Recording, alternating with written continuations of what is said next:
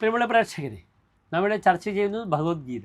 ഭഗവത്ഗീതയിൽ അർജുന വിഷാദ യോഗം എന്ന പ്രഥമ അധ്യായത്തിലെ 9 ശ്ലോകങ്ങൾ വരെ നാം ചർച്ച ചെയ്ത് കഴിഞ്ഞു. അടുത്തതായി 10ാമത്തെ ശ്ലോകമാണ് നാം ചർച്ച ചെയ്യുന്നത്. നിങ്ങൾ ശ്രദ്ധിക്കുക. അപര്യാപ്തം തദസ്മാകം ബലം ഭീഷ്മാഭിരക്ഷിതം പര്യാപ്തം ത്വിതമേതേഷാം ബലം ഭീമാഭിരക്ഷിതം.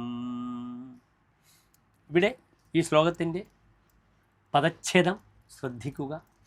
അപര്യാപ്തം തത് അസ്മാകം ബലം ഭീഷ്മാഭിരക്ഷിതം പര്യാപ്തം തു ഇദം ഏതേഷാം ബലം ഭീമാഭിരക്ഷിതം. ഈ ശ്ലോകത്തിൻ്റെ അന്വയം ശ്രദ്ധിക്കുക. ഇവിടെ മനസ്സിലാക്കുക, ഈ ശ്ലോകത്തിൽ അന്തരാർത്ഥങ്ങളൊന്നുമില്ല. ഇത് ദുര്യോധനൻ ദ്രോണാചാര്യരോട് പറയുന്നതാണ്. യുദ്ധത്തിൻ്റെ അവസ്ഥ ഇതാ, യുദ്ധത്തിന് തയ്യാറെടുത്തു. നമ്മുടെ പക്ഷത്തിൻ്റെ ആളുകൾ, പാണ്ഡവന്മാരുടെ പക്ഷത്ത് ഇത്ര പേരുണ്ട്. ഇനി ഈ ശ്ലോകത്തിൽ ഇതിൻ്റെ അർത്ഥം ഇപ്രകാരമാണ് വിശദീകരിക്കുന്നത്. ആദ്യം അന്വയം ശ്രദ്ധിക്കുക. ഭീഷ്മാഭിരക്ഷിതം അസ്മാകം തത് ബലം അപര്യാപ്തം ഭീമാഭിരക്ഷിതം ഏതേഷാം ഇദം ബലം തു പര്യാപ്തം ച.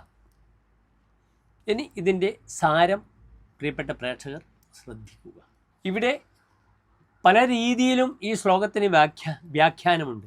പക്ഷെ ദുര്യോധനൻ ഇവിടെ അപര്യാപ്തമെന്ന വാക്ക് ഉപയോഗിക്കുമ്പോൾ അങ്ങേയറ്റം പര്യാപ്തമാണ്, അതിരറ്റതാണ് എന്ന അർത്ഥത്തിലാണ് നമുക്ക് വ്യാഖ്യാനിക്കാൻ ഉത്തമമായി ഭവിക്കുന്നത്. കാരണം ദുര്യോധനൻ ഒരിക്കലും സ്വന്തം സേനയെ ഇകഴ്ത്തി പറയുകയില്ല, പുകഴ്ത്തി മാത്രമേ പറയുകയുള്ളൂ. അതിനാൽ ഇവിടെ അപര്യാപ്തം എന്ന വാക്കിൻ്റെ അർത്ഥം നിങ്ങൾ ശ്രദ്ധിക്കുക. ഭീഷ്മ പിതാമഹനാൽ പരിരക്ഷിക്കപ്പെടുന്ന നമ്മുടെ സൈന്യം അങ്ങേയറ്റം പര്യാപ്തമാണ് എന്നാണ് ഈ ശ്ലോകത്തിൻ്റെ അർത്ഥം സാരാംശമായി സ്വീകരിക്കേണ്ടത്. മറുപക്ഷത്താകട്ടെ, ഭീമനാൽ പരിരക്ഷിക്കപ്പെടുന്ന പാണ്ഡവ സൈന്യം പര്യാപ്തവുമാണ്. അവർ ഭീഷ്മരാൽ പരിരക്ഷിക്കപ്പെടുന്ന സൈന്യത്തോട് യുദ്ധം ചെയ്യുവാൻ എന്തല്ല പര്യാപ്തരല്ല എന്ന രീതിയിലാണ് ഈ ശ്ലോകത്തിൻ്റെ വ്യാഖ്യാനം ഇവിടെ സമീചീനമായി ഭവിക്കുക.